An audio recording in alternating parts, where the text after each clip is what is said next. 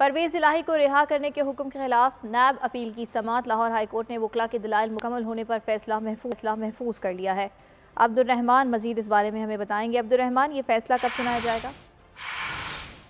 जी बिल्कुल, लाहौर हाईकोर्ट में 2 रुकनी बेंच ने परवेज इलाही को रहा करने के हुक्म के सिंगल बेंच के फैसले के खिलाफ नैब अपील पर वकला के दलाइल मुकम्मल होने पर फैसला महफूज कर लिया है। अदालत की जानिब से फैसला आज ही सुनाए जाने की तवक्को है, जबकि अदालत में परवेज इलाही के वकील की जानिब से ये मौका इख्तियार किया गया कि सिंगल बेंच ने जो है परवेज इलाही को किसी भी मुकदमे या इंक्वायरी में गिरफ्तार न करने के अहकाम सादर किए, जबकि नैब को नोटिस के बाद है नैब सिंगल बेंच के रूबरू पेश हुआ और अब हुकूमत पंजाब की जानिब से जो अपील दायर की गई थी 2 रुकनी बेंच ने इस अपील को मुस्तरद कर दिया था, जबकि इसी ग्राउंड पर जो है नैब ने एक और अपील दायर कर दी जो कि काबिल शुमार नहीं, लिहाजा अदालत इस अपील को मुस्तरद करे। जबकि नैब की जानिब से अदालत को आगाह किया गया कि जो सिंगल बेंच ने नैब को ना तो नोटिस भिजवाए और ना ही उनका मौक़िफ़ सुना। सिंगल बेंच ने यकतरफा फैसला सुनाते हुए परवेज इलाही को किसी भी नैब के मुकदमे को गिरफ्तार करने का गैर कानूनी हुक्म दिया, लिहाजा अदालत जो है सिंगल बेंच के फैसले को कलअदम करार दे। तहम अदालत ने फ्री कैन के वकला के दलाइल सुनने के बाद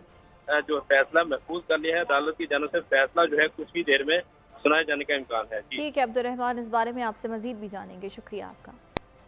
कुछ महंगाई की बात